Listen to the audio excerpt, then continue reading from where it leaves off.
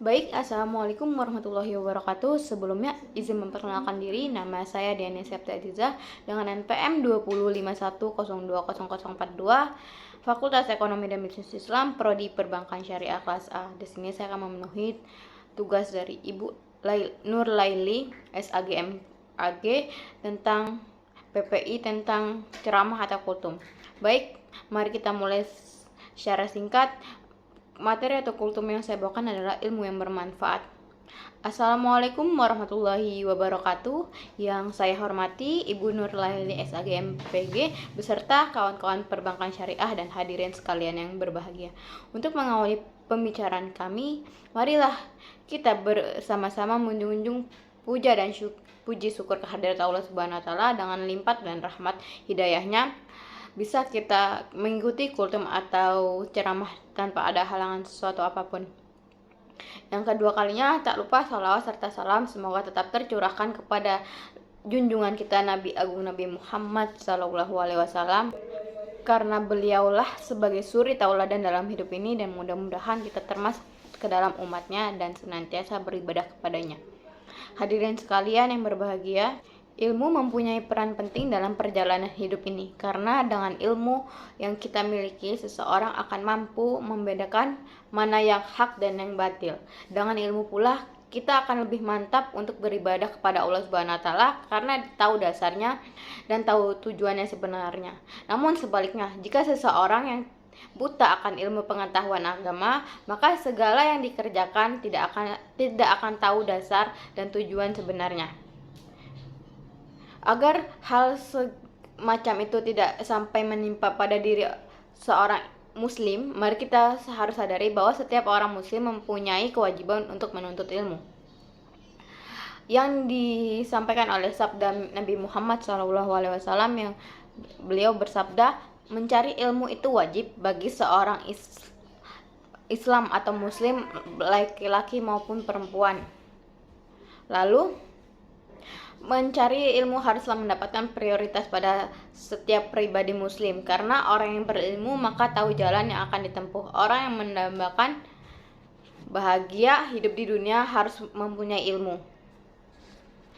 Begitu juga orang yang mendambakan kebahagiaan dunia akhirat haruslah mempunyai ilmu pula. Oleh karena itu, jangan merasa bosan untuk menuntut ilmu. Dan di mana saja kita harus tetap mencari ilmu, sekalipun di negeri Cina yang sering kita dengar sabdanya Nabi Muhammad SAW, yaitu carilah ilmu walaupun ke negeri Cina. Hadis riwayat Ibnu Adi dan Bahiki. Hadirin sekalian yang berbahagia, banyak jalan yang ditempuh dalam mencari ilmu. Ada yang mencari ilmu dengan mendengarkan ceramah agama, ada yang mencari ilmu dengan membaca buku, ada yang mencari ilmu dengan membaca website tentang agama, atau ada yang mencari ilmu tentang lewat sekolah, kuliah, maupun yang lain sebagainya. Tetapi yang perlu kita ingat dan kita ketahui bahwasanya mencari ilmu yang paling mendominan adalah mulai dari anak-anak atau usia dini. Karena dengan kesempatan yang bagus, maka anak-anak seusia dini masih mempunyai daya tangkap yang kuat, sehingga ilmu yang diperoleh benar-benar dari bahan modal kehidupan sehari-hari yang akan datang. Ilmu pengetahuan yang sudah diterima anak-anak mulai secara dini dengan cara serius, maka akan membekas dan teringat terus sampai akhir hayatnya.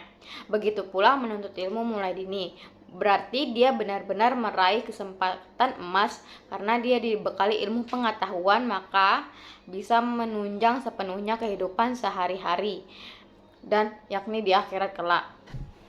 Selanjutnya, untuk itu belajar di waktu kecil bagaikan mengukir di atas batu. Begitu sulitnya seorang mengukir di atas batu, tapi bila sudah tampak ukirannya maka bertahun-tahun saja sampai membekas dan tidak ada hilang. Demikian juga ibarat anak kecil yang bila sudah masuk ke dalam pikirannya ilmu pengetahuan, maka sulit melupakan ilmu tersebut, bahkan teringat sampai akhir hayatnya. Akan tetapi, kalau belajar di waktu dewasa, itu bagaikan mengukir di air. Kita tahu bahwa mengukir di atas air begitulah mudah, akan tetapi tidak ada bekasnya. Begitu pula kita belajar di waktu dewasa, maka dia mudah untuk mengingat, menerima sesuatu ilmu, tetapi dia sering melupakannya itu. Setelah kita mencari ilmu dengan sungguh-sungguh, maka jangan lupa untuk diamalkannya. Orang yang berilmu berwajib mengamalkannya kepada orang lain, dan jangan sampai ilmu yang kita miliki itu cuma disembunyikan untuk diri kita sendiri. Bila seseorang mempunyai ilmu kemudian disembunyikan, maka ancaman Allah yang akan diterima berikut sabdanya. Barang siapa yang ditanya tentang sesuatu ilmu kemudian ia menyembunyikannya, maka Allah mengekang besok pada hari kiamat dengan kekangan dari neraka. Hadis riwayat Ahmad. Agar kita tidak termasuk orang yang diancam oleh Allah Subhanahu wa taala, maka langkah yang terbaik bagi kita adalah dengan mengamalkan ilmu yang kita punya kepada orang lain, terutama ilmu akhirat. Demikianlah uraian singkat yang saya sampaikan. Dengan penuh harap mudah-mudahan kita termasuk hamba yang mempunyai ilmu agama kemudian mau mengamalkannya dalam kehidupan sehari-hari. Baik, sekian dari saya. Kurang lebihnya saya mohon maaf. Pada Allah saya mohon ampun. Saya akhiri. Wassalamualaikum warahmatullahi wabarakatuh.